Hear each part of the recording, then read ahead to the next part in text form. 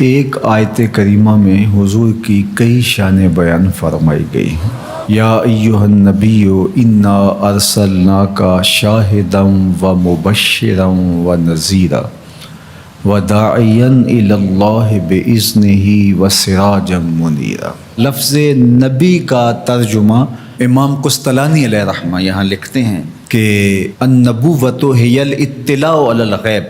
نبوت کیا ہے؟ یہ اطلاع علی الغیب سے ہے، تو پھر نبی وہ ہوتا ہے جو غیب کی خبریں دینے والا ہو۔ وما کان اللہ لیطلعکم علی الغیب ولکن اللہ یجتبی من رسلہ من یشاء۔ یہ اسی کی شان ہے، غیب وہی جاننے والا ہے، لیکن وہ رسولوں میں سے جس کو منتخب کر لے، جس کو چاہے وہ علوم غیبیہ سے نواز دے۔ تو دو لفظ قرآن مجید میں استعمال ہوئے، الا من ارتضی من رسول، رسولوں میں سے جس پر وہ راضی ہو جائے، ولیکن اللہ یجتبی من رسلہ من یشاء، وہ رسولوں میں سے جس کو منتخب کر لے۔ تو اجتباء اور ارتداء دو چیزیں ہیں۔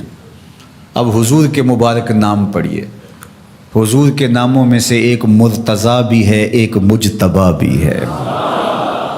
تو مطلب کیا ہوا کہ وہ غیب کا جاننے والا، وہ عالم الغیب نہیں، غیب کے خزانے کسی کو دیتا، لیکن جب دینے پہ آئے تو مجتبیٰ کو دیتا ہے، مرتضیٰ کو دیتا ہے۔ اور پھر یہ اتنی شانوں کے مالک ہیں، جہاں ضرورت پڑے پھر بخل سے کام نہیں لیتے۔ وما هو علی الغیب بدنین، یہ غیب کے معاملے میں بخل سے کام نہیں لیتے، جہاں ضرورت ہوتی ہے وہاں بیان کرتے ہیں۔ سیدنا عمر بن خطاب رضی اللہ تعالیٰ عنہ فرماتے ہیں، قام فینا رسول اللہ صلی اللہ علیہ وسلم فاخبرنا عن بدء الخلق حتی دخل اہل الجنت منازلہم واہل النار منازلہم، حافظ ذالک من حافظہ و نسیہ من نسیہ۔ کہا ایک دن حضور کھڑے ہوئے مجمع اصحاب میں، اس کائنات کی ابتدا سے انتہائے کائنات تک، یہاں تک کہ جنتی جنتوں میں چلے گئے اور جہنمی جہنم میں چلے گئے، کوئی شے نہیں جو حضور نے چھوڑی ہو، سب حضور نے بیان فرما دیا۔ اب ایک سوال پیدا ہوتا ہے، تھوڑے سے عرصے میں اتنا کچھ کیسے بیان کر دیا؟ تو یہ حضور کی شان بلاغت تھی، اور بطور معجزہ حضور علیہ السلام کو یہ شان دی گئی تھی۔ تو فرمایا، یا ایھا النبی، اے غیب کی خبریں دینے والے، انا ارسلناک، آپ کو ہم نے بھیجا ہے، آپ کو ہم نے بھیجا ہے۔ یار آپ کسی کو بھیجیں اور اس کی کوئی عزت نہ کرے تو آپ کہیں گے تم ہوتے کون ہو، اس کو ہم نے بھیجا تھا۔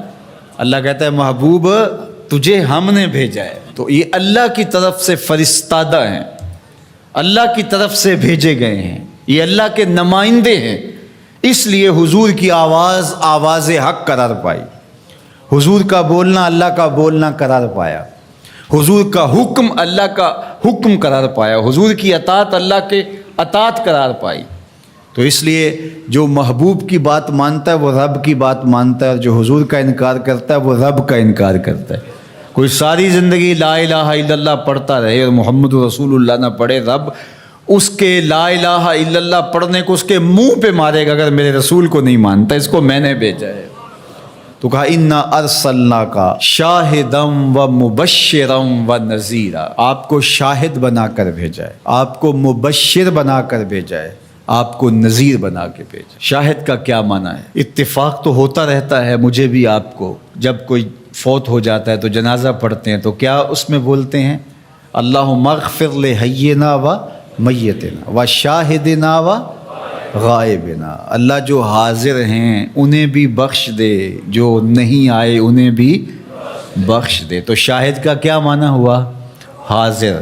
امام راغب الاصفہانی جو کہ لغت کے امام ہیں اور مفردات قرآن میں قرآن مجید کے الفاظ کی تشریح کرتے ہوئے لفظ شاہد پہ بات کرتے ہیں، تو وہ کہتے ہیں کہ الحضور مع المشاہدۃ اما بالبصر او بالبصیرہ، کہ شاہد کا معنی کیا ہے؟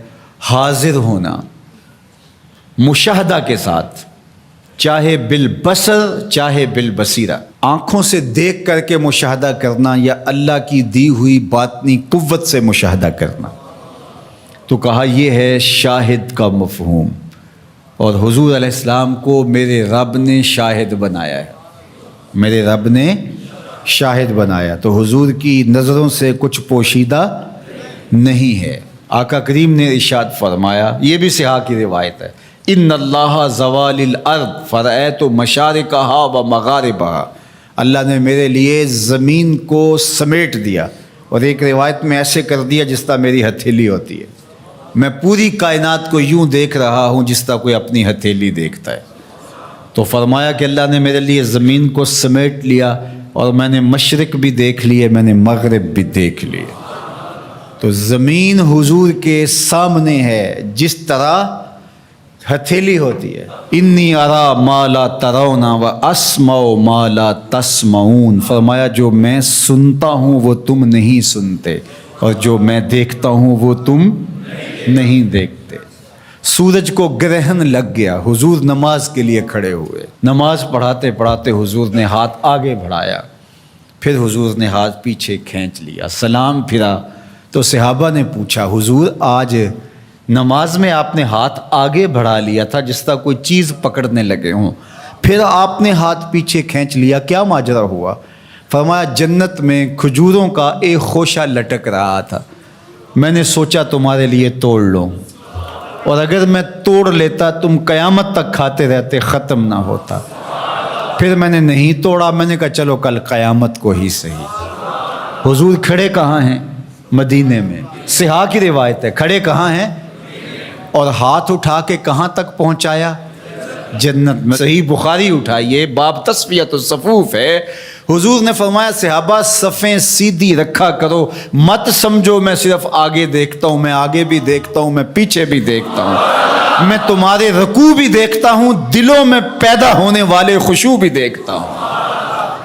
اے فروغت صبح آثار و دہور، چشم تو بی نندائے ما فی الصدور، انا ارسلناک شاہدا، محبوب ہم نے آپ کو شاہد بنا کے بھیجا، و مبشرا، ہم نے آپ کو مبشر بنا کے بھیجا، خوشخبری دینے والا، نیکوکاروں کو جنت کی بشارت دینے والے، اہل ایمان کو اللہ کی رضا کی بشارت، جنت کی بشارت دینے والے، یہ حضور کی شان ہے۔ پھر فرمایا و نذیرا، ڈر سنانے والا، کفار کو، عاصیوں کو، بدکاروں کو، اللہ کے نافرمانوں کو جہنم کے عذابوں سے ڈرانے والے، یہ نبی کی شان ہے، نبی مبشر بھی ہیں اور نذیر بھی ہیں۔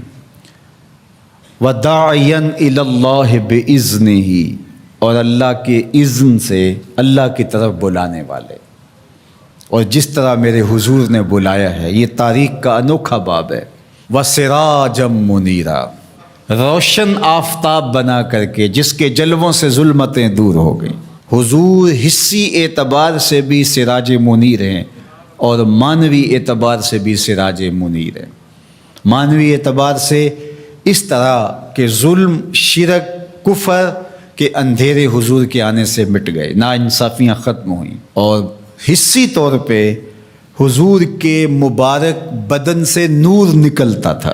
تو ذرا اس آیت کریمہ کو دیکھیے، ایک آیت میں حضور کی عظمتوں کے موتی پروئے ہوئے، یا ایھا النبی انا ارسلناک شاہدا و مبشرا و نذیرا و داعیا الی اللہ باذنہ و سراجا منیرا، زیراں زبراں شداں مداں شان اودی وچ آئیاں، عاماں لوکاں رمز نہ کوئی، خاصاں خبراں پائیاں۔